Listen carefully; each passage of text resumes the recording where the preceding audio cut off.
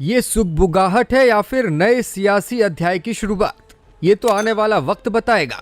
लेकिन आज यूपी में विपक्ष के दो सबसे बड़े चेहरों की सियासी तैयारी से जब हम पर्दा उठाएंगे तो आप भी संभावनाओं को समझते हुए बनते हुए माहौल पर तालियां बजाएंगे। पिछले कुछ दिनों में यूपी में जो कुछ बदलता और पलटता हुआ दिखाई दिया है वो यूं ही नहीं है। जब से नए भाजपा के प्रदेश अध्यक्ष ने कमान संभाली है तभी से सियासी समीकरण बार बार बड़े बदलावों की ओर इशारा कर रहे हैं। आज अखिलेश यादव और बहन मायावती के साथ साथ ब्रजेश पाठक से जुड़ी हुई जो खबर सामने आई है वो सभी को हैरान कर रही है। विधानसभा और लोकसभा दोनों ही चुनावों में अपने सबसे खराब परिणाम तक पहुंच चुकी बहुजन समाज पार्टी ने अब भीतर ही भीतर नई चाल तैयार कर ली है। कांग्रेस इस बदलती चाल में मुख्य भूमिका निभाने को तैयार है। बस अखिलेश यादव को मनाने की बात चल रही है। अखिलेश अगर मान जाते हैं तो बात बन जाएगी। ब्राह्मण नेताओं पर शिवपाल के डोरे यूं ही नहीं है। पर्दे के पीछे की जा रही तैयारी अगर हकीकत में बदल गई तो यूपी की कहानी पूरे 180 डिग्री घूमती हुई दिखाई देगी। यूपी के डिप्टी सीएम ब्रजेश पाठक ने 24 घंटे में 2 दफा प्रधानमंत्री से मुलाकात की है। उत्तर प्रदेश में ब्राह्मण विधायकों की बैठक के बाद लगातार सियासत बदल रही है और ब्रजेश पाठक जो कि खुद ब्राह्मणों के नेता हैं वो लखनऊ से सीधे दिल्ली पहुंच गए और प्रधानमंत्री से बातचीत की।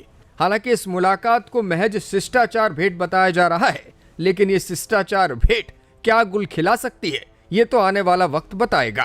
कांग्रेस के यूपी प्रभारी अविनाश पांडे के बयान ने भी आज सियासी पारा चढ़ा दिया। उन्होंने संकेत दिया है कि इंडिया गठबंधन के द्वार बहुजन समाज पार्टी के लिए खुले हुए हैं। तो अगर हमारा समन्वय भी होता है, गठबंधन भी होता है, तो हम अपने तरफ से ताकत नहीं दे पाएंगे और ताकत देने का एक ही माध्यम है बेहतर संगठन। तो अगर गठबंधन होता है तो एक बेहतर समन्वय के साथ, एक बेहतर अंडरस्टैंडिंग के साथ भारतीय जनता पार्टी को शिकस्त करने में हम कामयाब होंगे। सर, क्या बीएसपी के लिए विकल्प खुले हुए रास्ते खुले हैं आप लोग? स्वाभाविक है, बीएसपी अगर आना चाहे तो इंडिया गठबंधन में उनका स्वागत है और हमें पूरी उम्मीद है कि जो भी कैमरे के सामने बोलना तो उचित नहीं होगा, लेकिन आने वाले दिनों में संभावनाओं से नकारा नहीं जा सकता। पिछले कुछ दिनों से मायावती भी कांग्रेस के खिलाफ हमलावर नहीं दिखाई देती और कांग्रेस के प्रदेश प्रभारी भी सीधे तौर पर बहन जी पर डोरे डालते हुए दिखाई दे रहे हैं। ऐसे में आने वाले वक्त में इंडिया गठबंधन में बड़ा बदलाव देखने को मिल सकता है। यूं तो बहन जी अक्सर अकेले चुनाव लड़ने की बात करती हैं, लेकिन पिछले दिनों जिस तरह से सियासी समीकरण उत्तर प्रदेश में बदले हैं और भारतीय जनता पार्टी कमजोर होती हुई दिखाई दे रही है, ऐसे में फिर से महागठबंधन की परिकल्पना हकीकत में बदल सकती है। कई दफा सियासी जानकार ये बात कह चुके हैं कि मायावती भाजपा के कमजोर होते ही फिर से विपक्ष को मजबूत करती हुई दिखाई देंगी, लेकिन जब तक उन्हें लगेगा कि भारतीय जनता पार्टी को सत्ता से हिलाना मुश्किल है तब तक वो अपनी राजनीति इसी तरह चलाने के मूड में है। पिछले दिनों लोकसभा में अपने भाषण के दौरान अखिलेश यादव ने भी मायावती का जिक्र किया था और कहा था कि समाजवादी पार्टी और बहुजन समाज पार्टी की वजह से ही भारतीय जनता पार्टी आज उत्तर प्रदेश में संविधान निर्माता बाबा साहेब भीमराव अंबेडकर को याद कर रही है। सियासी सूत्रों की माने तो कांग्रेस लगातार बहन जी से संपर्क साध रही है और बहन जी आने वाले वक्त में कोई बड़ा फैसला लेने के मूड में भी दिखाई दे रही हैं। फिलहाल भले ही ये कयास हो, लेकिन उत्तर प्रदेश में जैसे जैसे विधानसभा का चुनाव नजदीक आएगा ये कयास और भी मजबूत होते हुए दिखाई दे सकते हैं। अखिलेश यादव भी लगातार अपने पीडीएफ फॉर्मूले पर आगे बढ़ते हुए नए नए नेताओं को नियुक्तियां दे रहे हैं। अखिलेश यादव ने पिछले दिनों सांसद देवेश साक्य को मध्य प्रदेश और छत्तीसगढ़ का प्रभारी बनाया था। आज अखिलेश यादव ने पश्चिमी यूपी पर नजर गड़ाते हुए आगरा में समाजवादी पार्टी के नगर अध्यक्ष की नियुक्ति कर दी। अखिलेश यादव जी ने आगरा महानगर समाजवादी पार्टी का अध्यक्ष घोषित किया है, बनाया है। तो उनकी जो उम्मीद हैं, उनकी उम्मीदें संविधान की, आगरा के विकास की, यहाँ तक आगरा से उनका जो प्यार है, उन्होंने पिछले एक सभा में कहा था कि जब समाजवादी पार्टी की सरकार बनेगी तो आगरा का एजेंडा, जो विकास का एजेंडा है वो अलग होगा, मथुरा का विकास का एजेंडा अलग होगा।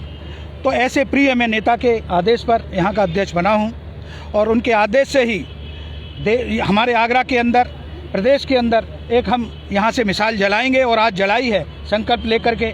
एसआईआर को लेकर लगातार सरकार को घेर रहे अखिलेश यादव ने आज देर शाम ट्वीट किया और मुख्यमंत्री के दावों पर सवाल खड़ा किया। उन्होंने लिखा कि जनता पूछ रही है, उत्तर प्रदेश के मुख्यमंत्री तो कह रहे थे कि एसआईआर में 4 करोड़ वोटर कम हुए हैं, फिर 2,89,00,000 का आंकड़ा आखिर कैसे आया? 2 हफ्ते में 1,11,00,000 की शुभ संख्या अचानक कैसे बढ़ गई? वोटों की ये संख्या जुड़ी है या जोड़ी गई है? इतने सारे लोगों ने अगर एक साथ वोट बनवाया है तो वो दिखाई क्यों नहीं दिए? क्या कोई सीसीटीवी है जिसमें इतने बड़े पंजीकरण का वीडियो उपलब्ध है? कहीं ये आभासीय वोटर तो नहीं है? कहीं ये भाजपा के अजैविक डिजिटल वोटर तो नहीं है? भाजपा का मंत्रिमंडल और कार्यकर्ता तो 2 हफ्तों से किसी के महास्वागत के लिए जबरदस्ती की भीड़ जुटाने में लगा था, फिर ये काम हुआ कैसे? कहीं ये कार्य किसी और के कर कमल से तो अंजाम नहीं दिया गया। आज अखिलेश यादव ने गृह प्रवेश का वीडियो भी साझा किया था। इस वीडियो में पूर्व सांसद धनंजय सिंह कप सिरप कांड के आरोपी सिपाही के घर के गृह प्रवेश कार्यक्रम में दिखाई दे रहे हैं। साथ ही कई अन्य रसूखदार भी इस वीडियो में नजर आ रहे हैं। इसी के जरिए अखिलेश यादव ने न सिर्फ सरकार पर बल्कि खुद धनंजय सिंह पर भी निशाना साधा है।